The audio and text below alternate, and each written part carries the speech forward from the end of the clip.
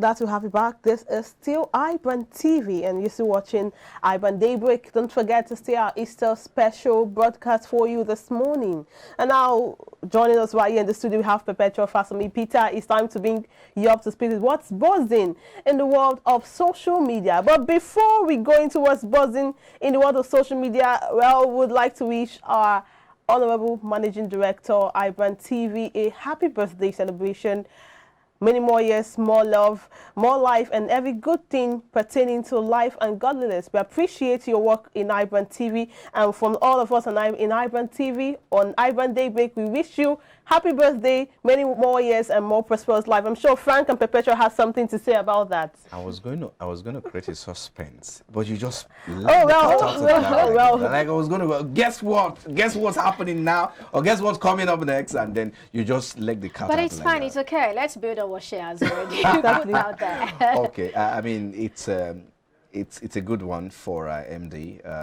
I mean, Mrs. Anwuli Onyago. Yeah, I didn't mention that. Anwuli. If you know the meaning of Anwuli in Igbo language, you would really understand where this is coming from. People may Anwuli.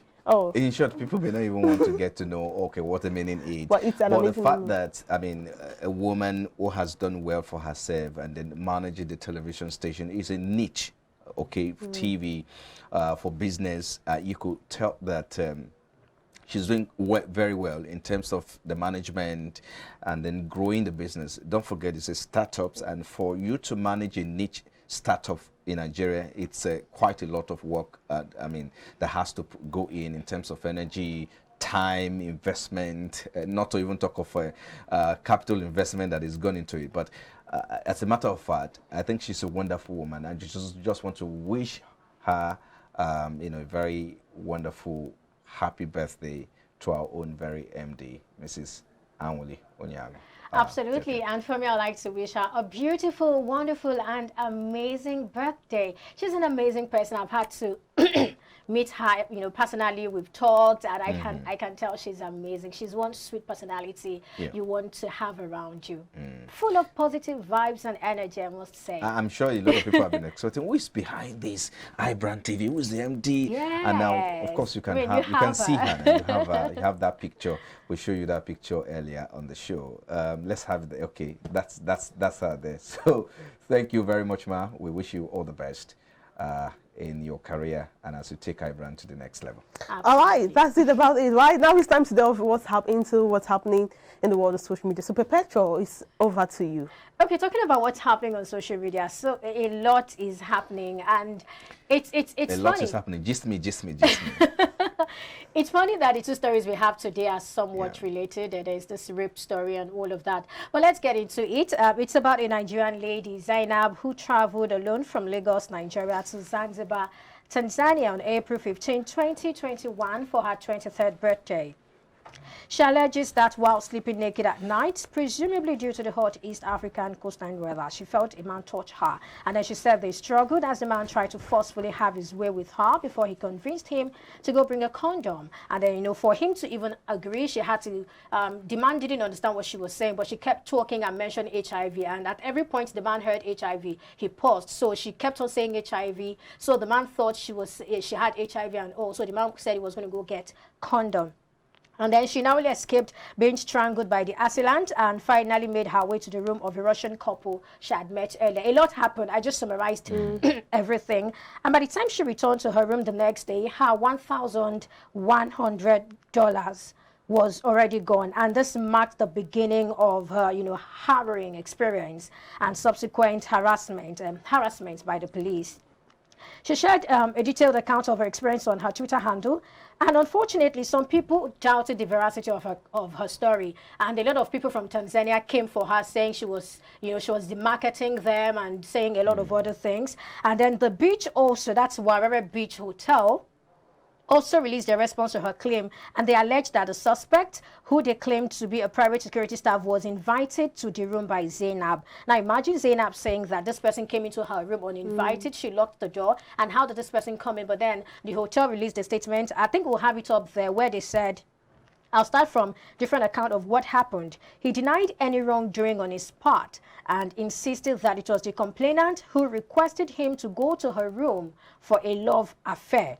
He said he got into the room with her permission and he did not break the door nor enter the room through other techniques. Now, that's part of the statements they released, you know, and all that. So still on that particular statement, she went on ahead. She wasn't happy about what happened. So this morning, very early in the morning, she released more evidence. She had videos, she had pictures, she even had a recorded voice of herself and the hotel manager on telephone talking. She had to put everything all out because people were doubting her, even though a lot of Nigerians, you know, eventually said that. A lot of Nigerians supported her, but some persons doubted her, and some were asking, this thing happened a year ago, why are you just putting it out?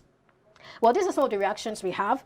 This is at Aquari Charles saying, they planned it, Zainab. They knew you were alone. Hotel staff were complicit. We believe you. And then we have another person saying, Zanzibar is safe. Whoever wishes to come may come. Forget about Zainab's story, who demanded $10,000 instead of taking her case to the court. And then we have at Ogbeni Dikpo saying, one bad customer experience and Tanzania has been cancelled by thousands of people. I read the story and I was deeply worried by the experience of the lady. Businesses must treat every single customer with respect and dignity. I hope Zainab gets healing and closure from her trauma. And of course, you know, those are some of the comments we have from people. I'd like to take your reaction, your comment. Oh, well, my comment is, for issues that are released with sexual assault, it is important that people allow people to express themselves. It doesn't matter if they come out. If it's true, now this is generally now, it doesn't matter if they come out to say it 1 year, 10 years, 5 years later. If it's true, it doesn't stop the fact that it was done. So, and now this issue of stigmatizing people, that's why they don't even want to talk about it. So if you say it happened a year later, why are you talking about it now? Probably she needed to heal. If it happened, she needed to heal, or she needed a lot more time to think. If it's because now, you know, sometimes people want to say something, but the effects, the responses you get from other people would want to make you withdraw. It happens everywhere, in homes, in offices, in the nation. So you don't tell people why not talk about it when it happened. Exactly. And then about the issue of, well, like one of the Twitter users said, one bad experience and Zanzibar had been cancelled. There's a need for businesses to treat every customer with utmost respect and have their name intact and not tarnish their name, because it can spoil a lot. Absolutely. When it comes to businesses. Okay, it has affected the rating of the company from exactly. 4 point something to about 1 point something, and they now see how serious it is. Initially, you know, you remember the statement I said they put out initially, where they were trying to say that, oh, she was one who invited the guy. Eventually, I don't know, they edited that particular statement. What we have on their Facebook page now is different from what went out initially. And in the new one, they didn't say anything about the girl inviting the guy or something. You were going to say something. Well, I think for me, it doesn't matter what time, really. It's coming, whether it's coming now or it came before now. But the fact is that it's coming out. Whether it is true or not, but we have to look at, that's another topic for another day. But the fact that the girl or the lady in question says she has evidence. So if there are evidences that you recorded, voice record, a video, you bring it out and back up your Absolutely. case. She did that. So for me, I think the police need to really look into this case. It's not something that you just be swept under the carpet just like that, or be let go. No. They shouldn't even let it go. You know, the truth is that we have experiences like this all over, being you know, not recorded. Let me put it that way. You have a lot of people have this type of experiences where they were not recorded, and there's nothing you can actually do. But if someone has a record or experience and it's coming out, I think it's something we need to look at it, so that this one can serve as a case study for other you know, for other cases that may come, or things or situations that may arise. So for me, I think she's done well, and the police shouldn't let go. Absolutely. Talking about the police and all of that, it's important we state that when the whole thing started a year ago, I mean, to some extent, there was some form of confession. We knew the person who did it and all of that. But she just felt like this is a good time for me to put it out. And the reaction from Warere Beach Hotel actually messed everything up. And that's why it's even becoming more of a bigger issue now. And then it also brought to the fore the fact that it's unfortunate that women feel feel unsafe, or women are unsafe in certain places, because a lot of people started sharing their own experiences, not just in Zanzibar or in Tanzania, but also in Nigeria. There was a lady who talked about a particular hotel in Lekki. She talked about her experience in that hotel. And then another person also, corroborated that story by saying, oh, she had the same experience in that same hotel. So it brought to the fore the fact that, solo females who go on vacations and all over, exactly, solo female tourists, they have some experiences that are really not good. And it's not everybody that wants to come out to say, I went through this. I mean, that girl is strong. But how did you go through all of that? And you have the videos, the pictures. She was detailed. That's a strong-willed woman. I don't think it's something I can go through and have the pictures, the videos. I mean, I'm so broken that I might not even be able to share. But she came out, she shared it with evidence. Perhaps that's again also why it took her this long to come out, assimilate, to just heal and then come out with the details and the evidence of what happened. I think, well, for me, like I said earlier, yes, it's going to affect Warri Beach, but that's not the, that's not something to worry about. Because if you do not want that to happen in the first place, so you need to ensure that you have a system in place that can monitor or put your staff in check who cannot control themselves in the sight of pretty women or pretty lady customers who come around. So for me, I think it's not something that is just going to be swept under the carpet like that. Absolutely. Right. Still, you want to go? Well, I just wanted to add the fact that when it comes to sexual assault, it's not just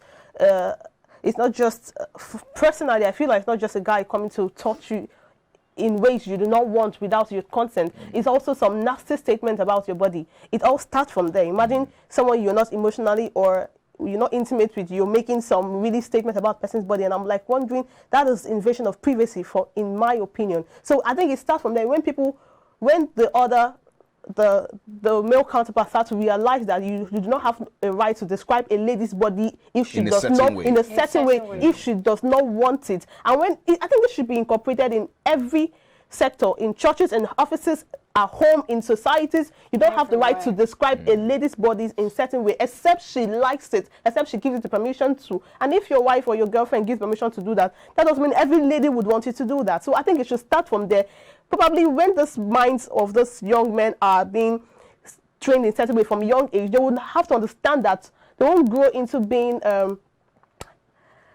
not so responsible. Okay, so in conclusion, in a statement by the Commission for Tourism Zanzibar, it expressed its disappointment with the allegations, and we have the letter, from them. And also it's pertinent to know that Warri Beach has edited its response, and this time omitting claims that Zainab invited the intruder for consensual sex. And we also have all of that. We have all the pictures and all. Now let's move on to the second story. This second story, it's controversial in that we have two accounts. Now the school says this is what happened, but from the person who is speaking on behalf of the parents, this person is saying something else. And so we have this, okay, what exactly happened? But either way, irrespective of what actually happened, I think it's important we talk about this and discuss what's really germane in this issue. Now, Chrisland School has suspended a 10-year-old female pupil after accusing her of taking part in a truth or dare game in Dubai. Pupils from the school were in Dubai in March to participate in the World School Games between March 10 to 13, 2022. The school was celebrated for carrying out an impressive display and winning about 34 medals. And then in the April 14, 2022 letter to the girl's parent, authorities at Chrisland School in Victoria Garden City told the girl's father that she took part in improper behavior after playing the truth or dare game. Now, we have a letter from the school which will be on display very soon. You have that particular letter on display now. And so they said that the girl took part in improper behavior after playing the truth or dare game, describing her as a major participant. Now, the school said other schoolmates who took part in the game had been suspended, adding that the girl and her parents did not cooperate during its investigation. While the school claims it's a consensual improper behavior, the girl's parents believe otherwise. Now, Obi Franklin broke the story on social media. It was Obi Franklin who broke the story on social media, and I'd like us to put up what Obi Franklin said.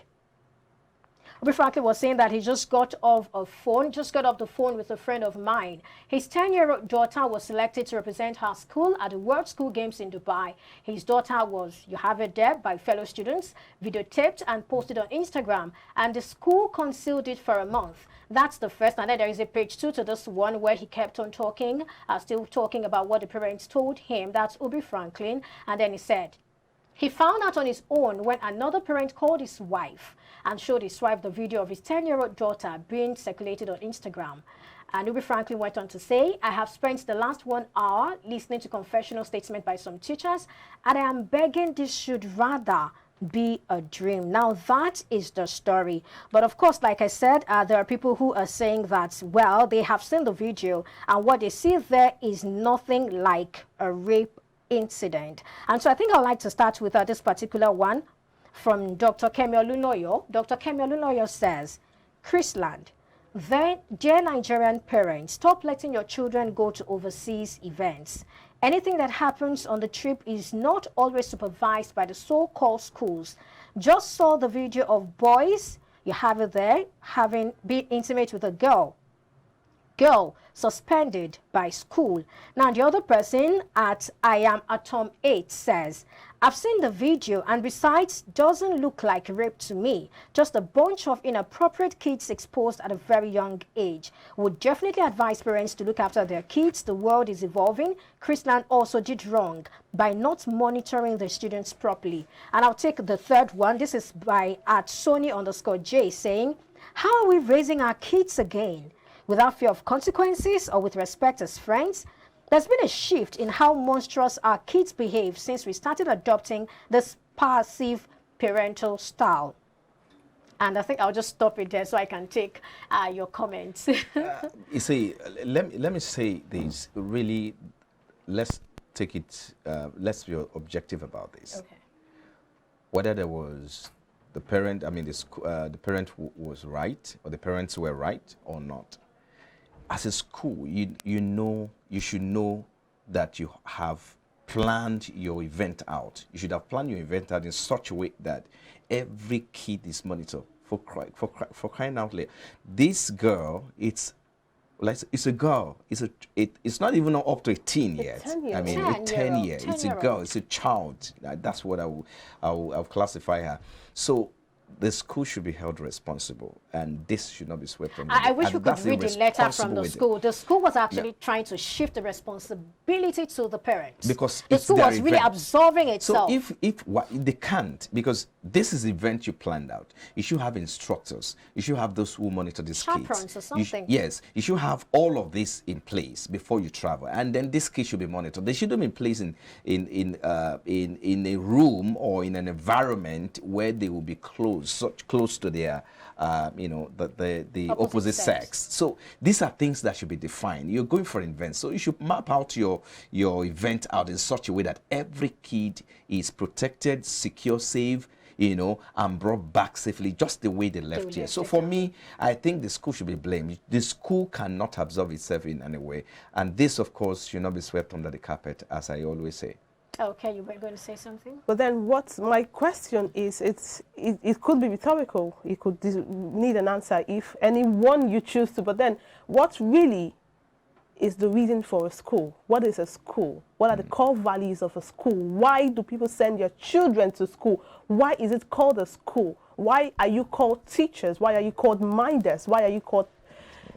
In a school, I feel like the teachers and minders there are the parents those children see. Because many a times, just like as we professionals spend more time at work than at home, children may spend more time in school on a week, from Monday to Friday. They spend Saturday and Sunday at home. So most of the time they're spent in school with their friends. So most values children inculcate. You see a child coming to you, Mommy, I met a friend in school today. Her name is Sharon. Mommy, I was taught ABC. These children, they learn a lot in schools. So if you say that you're trying to shift the blame to parents, and I'm wondering, what are your values really as a school? So it's an even indictment. So what are your values as a school? Why would you say that? Well, I do not know the reason, and there's nothing wrong with children traveling. Of course, traveling is part of learning. My alma mater, my university where I finished from, they give you your certificate in character and in learning. So if you have a certificate in just learning, what about character-wise?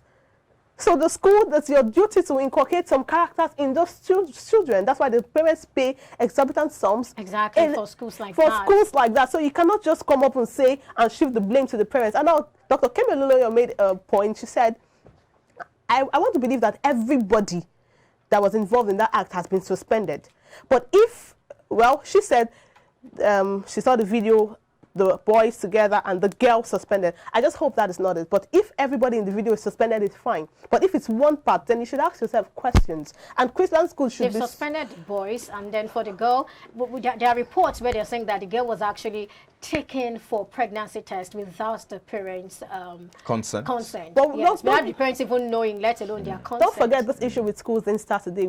With this case of Sylvester Romani, we saw what happened. Still talking about Chrisland, I think it was in 2018, there was a case also in that school where a 2 years and 11-month baby was raped by one of their supervisors. I think he was called a pastor or something, then about 47 years old. And it was really, a lot of people had to bring up that issue, like this same school, what is it with this particular school? For crying out loud, years ago, there was a report of a supervisor from this school molesting a 2-year-old baby. Why is this happening again? Why is there a recurrence? And then some people even also brought out a lot of stuff about then, where the parents of that child said that she became an enemy to the teachers of the school just because, you know, she went to court and all of that. It was a serious one. And it would interest you to know that even the school paid for the guys, the school hired a senior advocate of Nigeria for that particular person. And so people are like, now, what exactly is the school preaching? If this school could hire a senior advocate of Nigeria to defend a man who's been accused of raping a 2-year-old, what other moral value do you expect from this particular school? Some of these, you know, this issue being recorded every now and then with schools. I think it's time for the Lagos State Minister of Education to up its game or oversight functions in creating check and balances within some of the schools, the private schools. I mean, for me, I don't think that has been carried out effectively the way it should be, because if you do have that, we'll not be witnessing or recording incidences such as these, especially with one school you know, having this kind of recording this kind of incidents. For me, I think the government really needs to you know, up its game in its oversight functions. And having said that, again, I also need to point this out. The issue is that the world is evolving.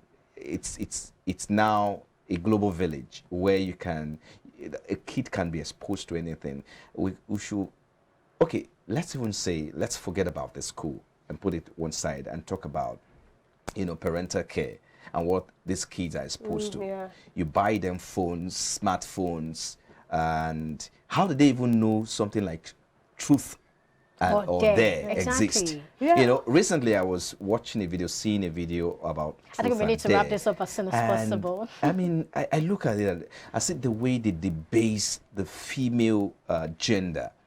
How can you say truth or dare?